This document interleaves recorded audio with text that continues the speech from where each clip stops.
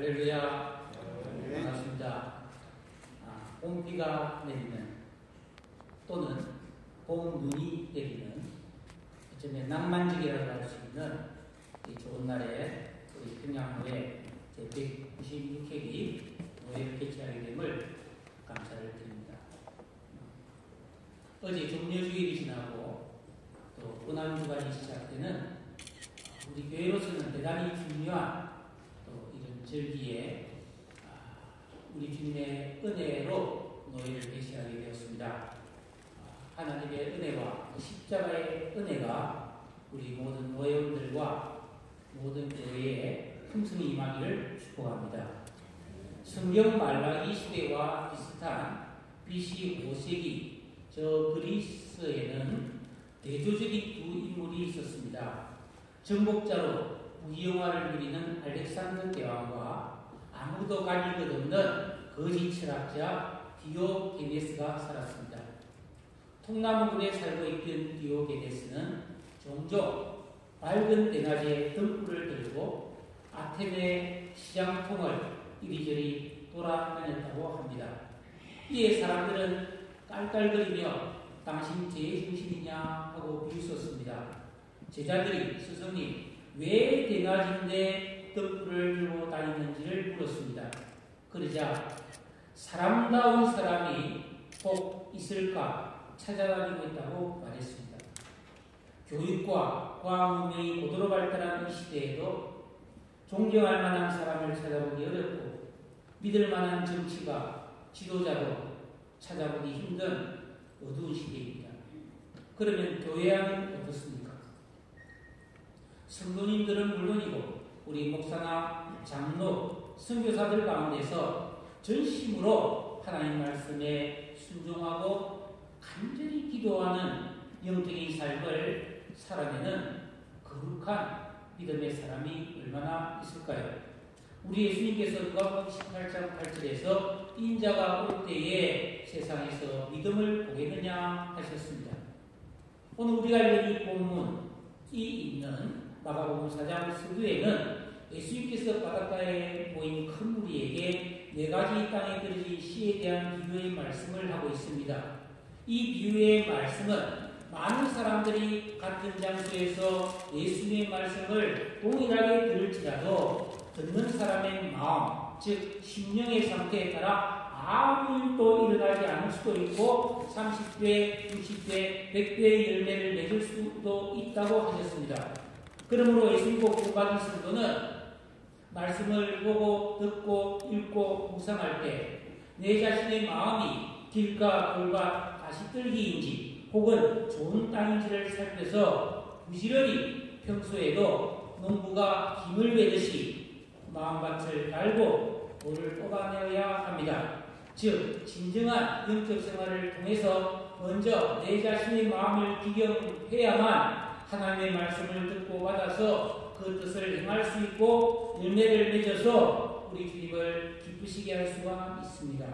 그런데 성도라면 누구나 익히 아는 이 말씀은 보기는 보아도 듣기는 들어도 아무나 그 참된 의미를 깨달을 수 없는 비밀한 말씀이요. 또 깨달아 지키면 큰 복을 받는 비법에 해당되는 말씀입니다. 오늘 본문을 21절을 보면 그 네 가지 땅에 떨어진 비유를 마치신 후에 또 그들에게 이르시되 사람이 등불을 가져오는 것은 말 아래나 평상 아래 두려함이냐 등경 위에 두려함이 아니냐. 전기가 없던 시절 어느 집에서나 해가지고 어두움이 찾아오면 등불을 켰는데 이때 불을 밝힌 등불을 말 아래 즉 대박 아래 넣거나 평상 침상 아래 두는 사람은 아무도 없다는 것입니다. 불빛이 골고루 잘 비치도록 등잔 받침대인 등경 위에 올려놓습니다. 우리 예수님께서 두말하는 장소리 같은 이 말씀을 왜 하셨을까요? 이 말씀을 하신 뜻은 22절에 드러내려 하지 않고는 숨긴 것이었고 나타내려 하지 않고는 감추인 것이 없느니라. 이게 무슨 말씀인가요?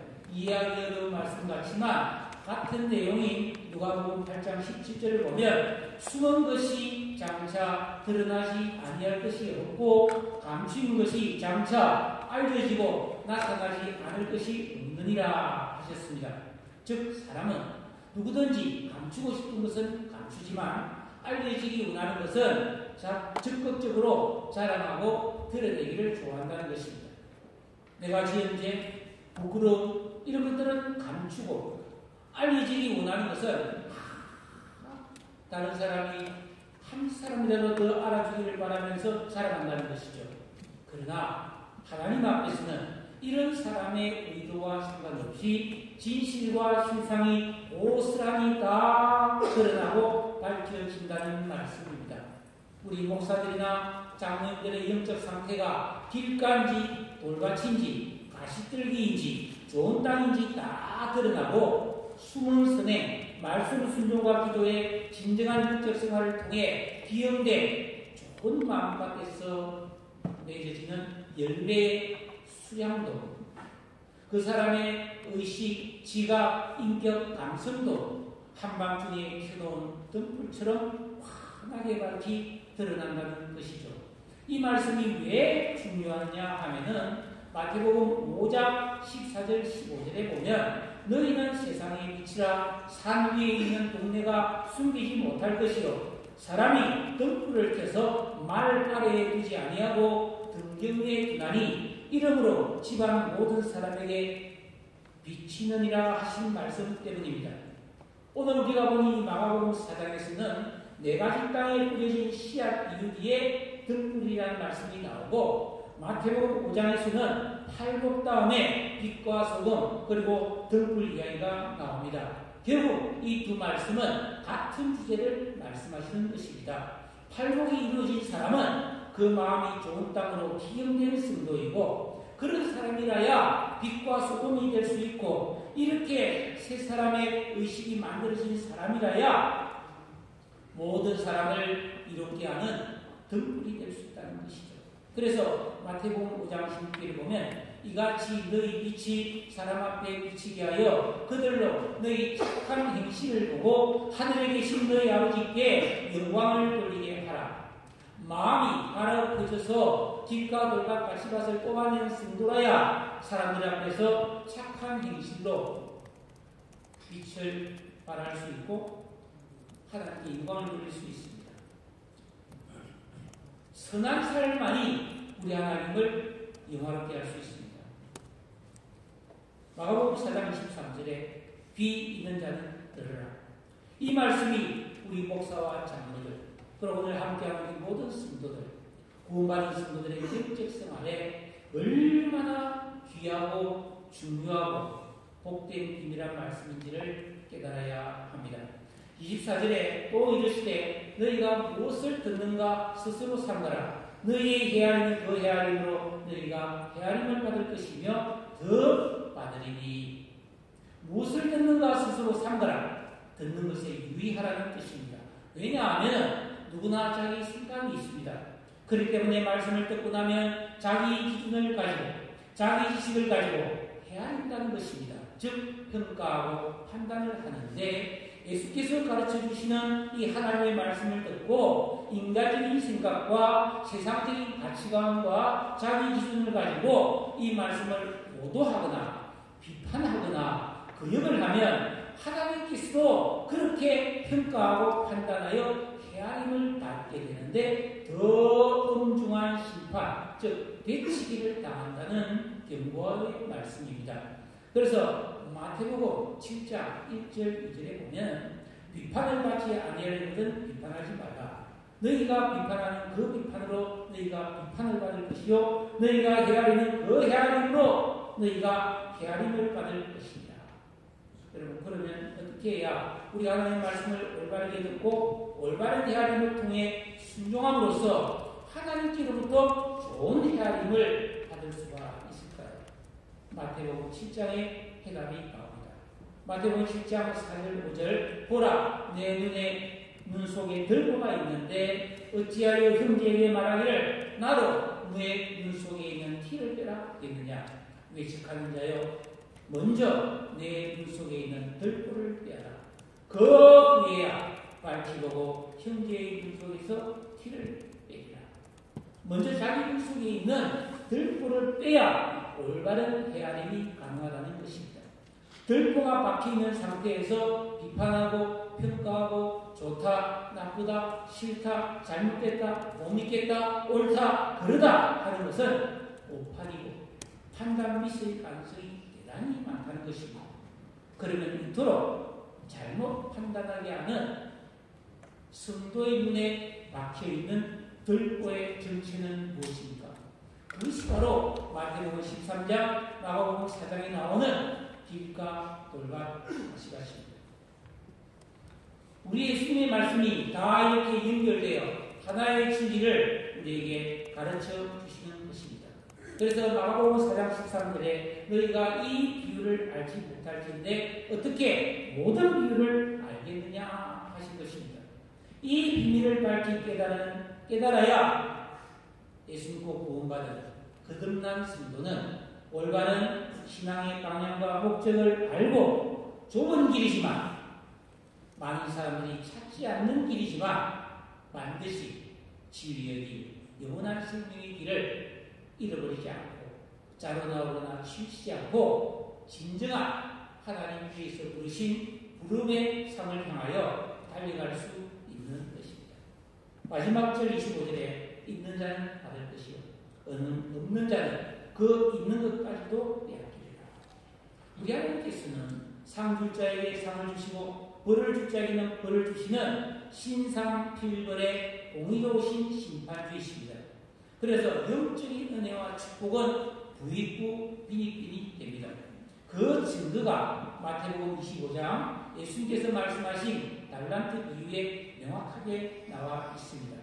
주인이 마지막 날에 결산띠에 상과 벌을 줄 때에 마태복음 25장 29절에 물은 있는 자는 받아 풍족하게 되고 없는 자는 그 있는 것까지 빼앗기리라 말씀하셨습니다. 오늘 본문 25절과 동일한 말씀이지요. 여기에 어떤 영적 의미가 담겨 있습니까? 달란트 비유에서 한 달란트 받았던 종은 왜 주인의 의도를 잘못 이해하고 오랜 세월을 아무것도 하지 않고 그 달란트를 묻어두고 악하고 게으른 삶을 살았을까요? 그 마음속에 길가 돌밭 가시밭이 기경되지 않고 그대로 방치되어 있었기 때문입니다. 그래서 주인의 말을 듣고 주인의 의도를 오해하고 흑암과도 같은 자기 기준으로 헤아리고 판단해서 허송 세월을 보낸 것입니다. 반면에 5달란트, 2달란트 받았던 종들은 계명을 지키고 기도하는 진정한 영적 생활을 통해 그 마음속에 있는 길가 돌밭 가시밭을 뽑아내므로 그 마음이 환하게 밝아져서 지혜, 지식, 명철, 총명을 가진 등불 같은 심령이 되어 모든 착함과 의로움과 진실함을 행할 수 있는 빛의 자녀였으므로 열매를 맺었던 것입니다. 어린 시절 전기불이 없던 시절이 있었습니다. 캄캄한 밤에 희미한 등불을 켰을 때 그 등불의 유익함과 아름다움을 절감했던 적이 있습니다. 지금은 한밤중에도 어디에나 밝은 빛이 있지만 교회와 이 세상 사람들의 심령과 영적인 사회 분위기는 참으로 어둠이 깊습니다. 이 어둠은 무엇으로 밝힐 수 있을까요? 하나님 말씀을 진실로 살아가요. 그 말씀을 정확하게 깨닫고 순종하고 우리 주님이 이렇게 기도하라 하신 기도대로 진정한 영적 생활에 힘쓰므로 각자 자기 심령에 굳어지고 박혀있고 얽혀있는 길가 돌밭 가시밭을 뽑아냈을 때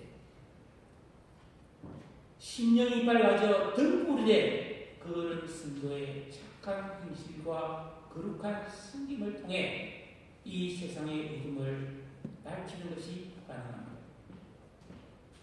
그래서 예수님께서는 우리 그리스도인들에게 세상의 빛이 되어라라고 하신 것입니다. 너희는 세상의 빛이라고 하셨습니다. 신구약 성경에서 또 존 칼빈이 기독교 강요에서 그토록 강조한 계명을 순종하라. 우리나라 초대교회 순교자들이 생명 걸고 순종했던 십계명. 이 시대는 이 계명을 잊어버린 시대입니다. 오직 양적 성장과 현세적 축복에 매몰이 된 많은 우리 교회와 성도들의 그 그릇된 의식과 지각들, 이것들이 이 말씀의 비밀을 깨달아 다시 결단 내리고 진정한 영적 생활에 뛰어들 수 있기를 간절히 소원합니다. 그래서 히브리서 5장 13절 하나님의 말씀의 초보 위에 서서 완전대로 나아가는 영적 진보와 장성함이 있는 우리 평양교회 모든 교회와 성도가 되기를 간절히 사모합니다. 잠언 13장 9절에 의인의 빛은 환하게 빛나고 악인의 등불은 꺼지느니라. 예수께서 세례 요한을 가리켜 요한은 켜서 비추이는 등불이라 하셨습니다. 에베소 5장 8절에 너희가 지내는 어두움이더니 이제는 주 안에서 빛이라. 빛의 자녀들처럼 행하라. 빛의 열매는 모든 착함과 의로움과 진실함에 있느니라. 오늘 노예를 개최하고 또 사무처리와 여러 가지 맡겨진 일들을 처리할 때에 우리 교회 총대들이 먼저 이 진리의 말씀에 붙들려서 하나님의 말씀을 올바르게 헤아려서 의로운 노예가 되기를 소원합니다. 착하고 의롭고 진실한 노예원들이 노예를 섬기고 이 영향력들이 각 교회로 이렇게 전파되어서 우리 노예에 속한 모든 교회들이 견고한 반석 위에 서서 하나님께 영광을 돌리고 이 시대의 빛과 등불의 역할을 할 수 있기를 소원합니다.